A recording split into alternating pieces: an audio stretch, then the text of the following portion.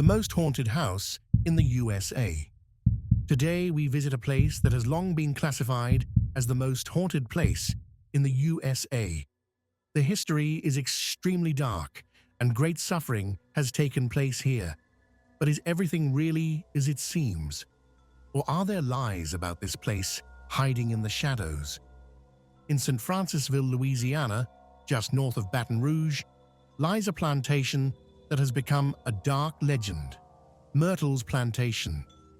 It has been called America's most haunted home, a place where it is whispered that at least 10 murders have been committed, a place that draws ghost hunters, mediums, and the curious from all over the world, all in a desperate hunt for echoes of a brutal and bloody history.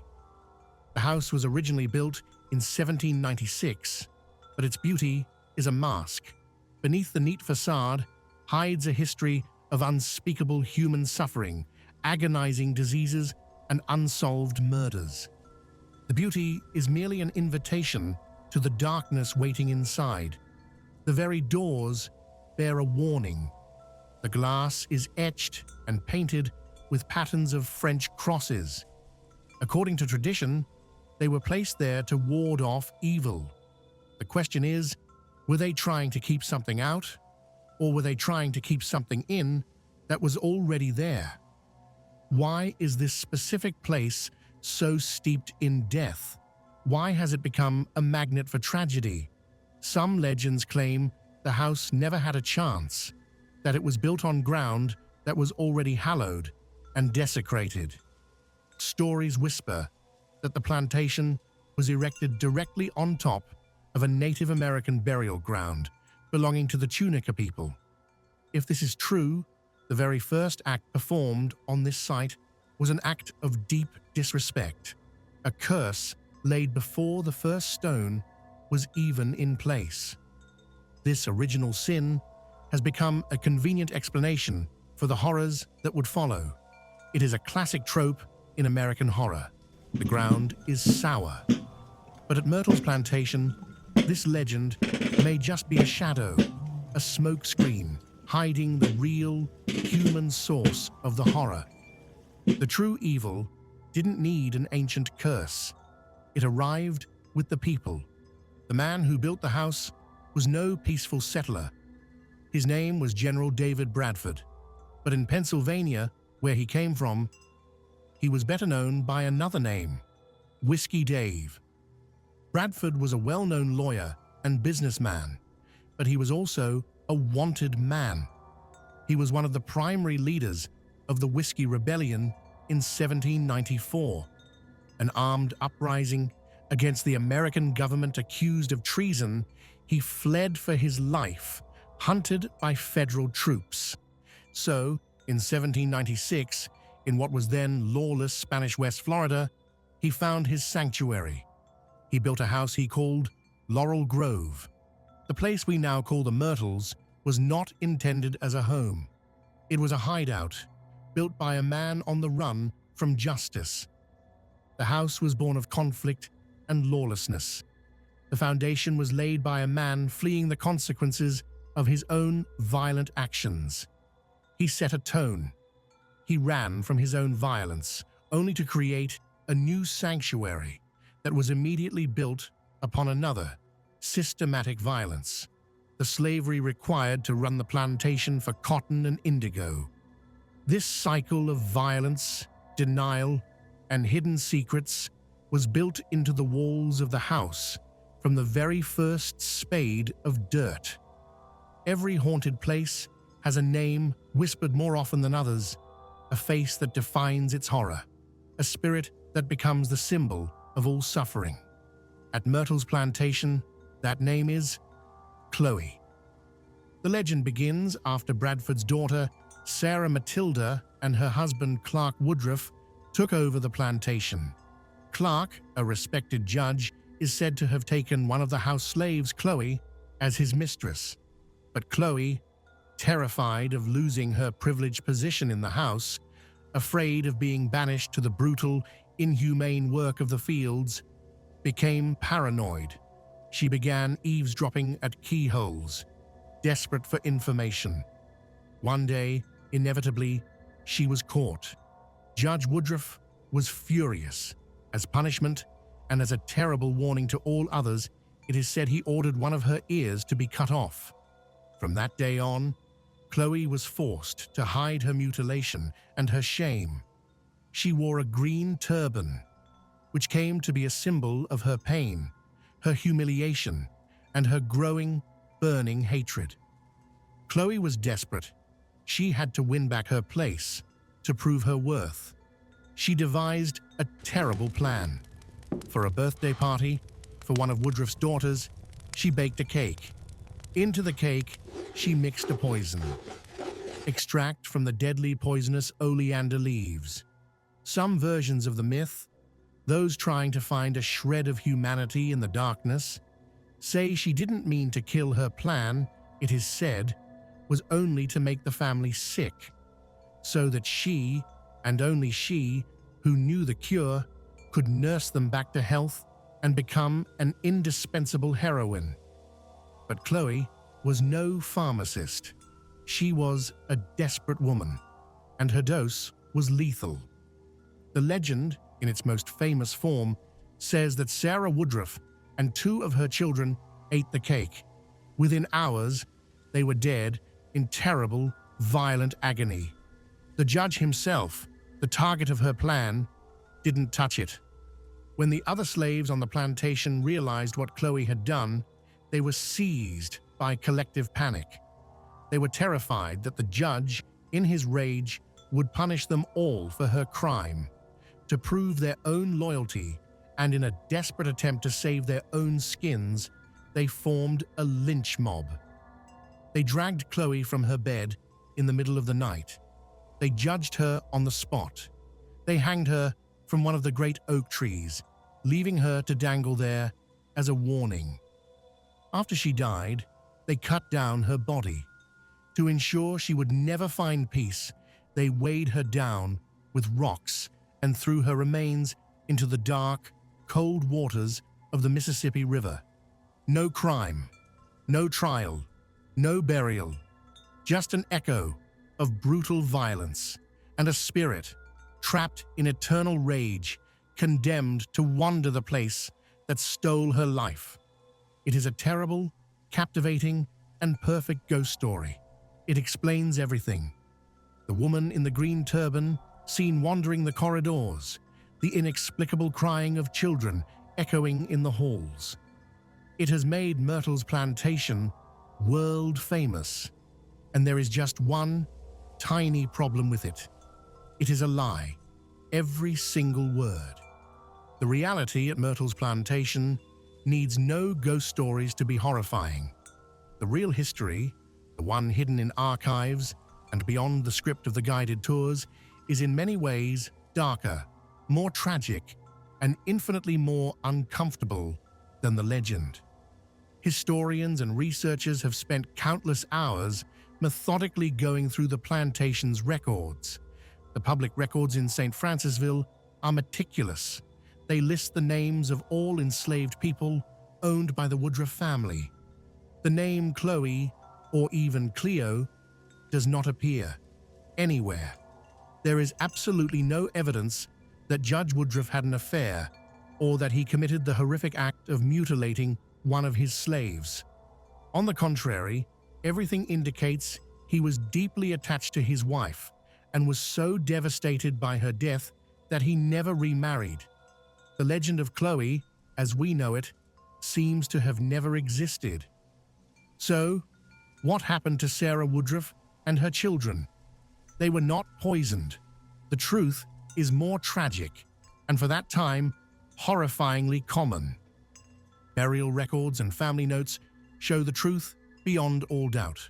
Sarah Matilda Woodruff died on July 15, 1823. Her two children, Cornelia and James, did not die from poison either. They died a full year later, in 1824. They didn't even die at the same time. The cause of death was not oleander, it was yellow fever, a terrible, mosquito-borne viral disease that mercilessly ravaged Louisiana. It caused an agonizing, slow death and was a constant, impersonal terror in the South. The real horror is not a singular, dramatic act of revenge. The real horror is the mundane, impersonal, and inevitable death that could strike anyone at any time. The Chloe legend is a melodrama. It gives the meaningless deaths a narrative purpose, a cause and effect. Reality is much more frightening. There is no meaning, just a disease that takes a mother, and then, a year later, patiently comes back for her children. This sense of total helplessness is a much deeper and more authentic source of grief than an invented murder mystery. The legend told by guides insists that at least 10 murders have taken place in the house. This has been a cornerstone of Myrtles' reputation as a paranormal hotspot. But the historical records are, once again, a disappointment for those seeking blood. There is only one single confirmed documented murder at Myrtles Plantation. His name was William Winter. He had married into the Sterling family, who owned the house after the Woodruffs. On January 26, 1871, while Winter was teaching Sunday school in his own home, he heard someone calling for him from outside, a stranger on a horse. Winter went out onto the side porch to see what the man wanted, and was immediately shot.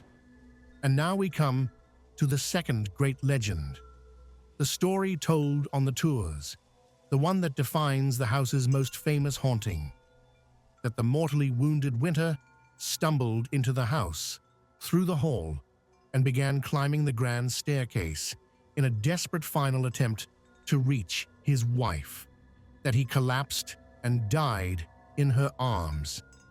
Exactly on the 17th step. An incredibly dramatic, heartbreaking scene. But newspaper articles and historical sources from that time are completely unambiguous. William Winter did not stumble up any stairs. He collapsed and died right there on the porch. His bloody journey through the house never took place. The murder remained unsolved. But the real story is, as is so often the case, darker than the ghost story. It was shortly after the Civil War, a time of immense social and political tension. Some sources speculate that the murder was connected to the Ku Klux Klan. It is said that Winter was a vocal opponent of the Klan. This was likely not a random robbery. It was a political execution. The true story of the only murder at the Myrtles is not a romantic ghost story. It is a brutal tale of the real racist terrorism that defined the South during the Reconstruction era. So where exactly did these fantastic stories come from? Research points to a much more modern era. It wasn't until the 1950s that ghost stories began to circulate in earnest. A new owner, Marjorie Munson, bought the house and began reporting her own experiences of apparitions and voices. She heard local stories about an old woman in a green bonnet. Note, an old woman, not a young mistress, and wrote a song about it. But it was in the 1970s when James and Frances Kermeen Myers bought the house and turned it into a bed and breakfast that the myths exploded and took the form they have today. Frances wrote the book The Myrtles Plantation, the true story of America's most haunted house, and cemented the bloody, false legends for all time. Owners have, for generations, deliberately presented facts and history that they know are patently false. The house is a perfect and terrifying example of dark tourism, where real historical tragedy is transformed, packaged, and sold as commercial entertainment. But this leads us to the most frightening question of all. If the legends are false, why do people continue to experience things? What is it that actually haunts Myrtles Plantation? Because even though the stories have been debunked, the experiences continue. Staff Guests and paranormal investigators report a steady stream of unexplained phenomena.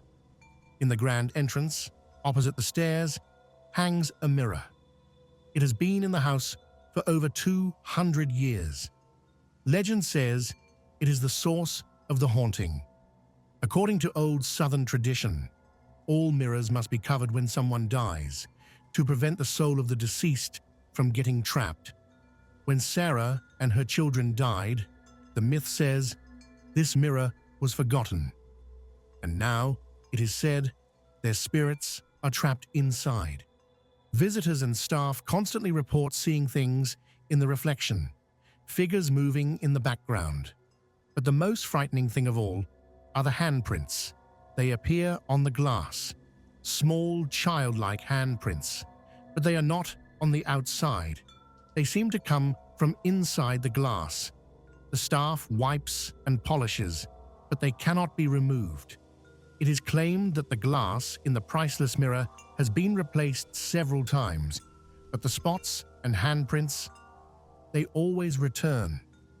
On the first floor stands a piano. Guests and staff report again and again that it plays by itself. Often, it is not a beautiful melody, just a single, discordant chord, repeating over and over in the middle of the silent night. When someone enters the room to investigate the sound, the music stops immediately. And then we have the stairs. We know, based on facts, that William Winter died on the porch. He never took a single bloody step up these stairs after he was shot. Yet, the absolutely most common auditory phenomenon reported at Myrtles is heavy, desperate footsteps. Steps heard going up the stairs. Steps that stop exactly on the 17th step. And this is perhaps the deepest, most shocking insight of all. The haunting follows the false legend. The fact that Winter demonstrably didn't die there, but that the phantom steps still follow the fabricated story, suggests something much more complicated and frightening than a simple residual haunting. It suggests that decades of storytelling, of guides and owners creating and repeating a lie, have charged the place with so much collective psychic energy that the place itself, or something in the place, has begun to act out the false history. The legend has created its own ghost, and the experiences continue, night after night. Guests brave enough to stay overnight report a barrage of paranormal activity. Furniture that has moved when they turn their backs, beds that suddenly begin to shake violently in the middle of the night. One guest reported she inexplicably lost an earring, only to be told by staff that it is one of the tricks the spirits play. They like to steal small items. Others wake up, paralyzed with fear, seeing a woman in a turban standing and staring at them by the bedside. Many become so scared they cannot last the whole night. They flee in the middle of the darkness, leaving their belongings behind. And then we have this, the most famous proof of Chloe's existence. Taken in 1992, it shows what looks to be a translucent, ghostly figure of a woman in slave clothing. Is this Chloe, caught on film? Or is it just pareidolia? Or is it perhaps the ghost of the real haunting, the old woman in the green bonnet that the Williams family spoke of in the 1950s, long before the Chloe legend was even conceived? Perhaps this is the original spirit that Marjorie Munson sensed, and which later, for commercial reasons, was given the name Chloe. Myrtles Plantation is undoubtedly haunted. Few who have been there deny the heavy, sorrowful energy, but it is not haunted by the simple, neat ghosts of campfire stories. It is haunted by the cold, hard truth. It is haunted by the nameless victims of yellow fever. It is haunted by an unsolved, violent political murder. And above all, it is haunted by the accumulated, silent weight of the unspeakable. everyday, and systematic suffering of the hundreds of enslaved people who lived, worked, and died on this land. The real horror at Myrtles Plantation is not that the Chloe legend is true. The real horror is that it was needed, that we as a society would rather embrace a melodramatic and false story about a single, vengeful ghost than dare to turn around and confront the real, vast, impersonal, and deeply uncomfortable horror of our own history. Thank you for watching Bedtime Chillers. The real horror is rarely found in invented legends, but in the history we have actively tried to forget. What do you think haunts the Myrtles? The fabricated lie or the brutal truth? Leave a comment below. If you appreciated this journey into the past, show your support by giving the video a like. And, if against all odds you haven't already, subscribe for more deep dives into the darkness. Right now, I am working on the series The World's Most Haunted Places. You don't want to miss that.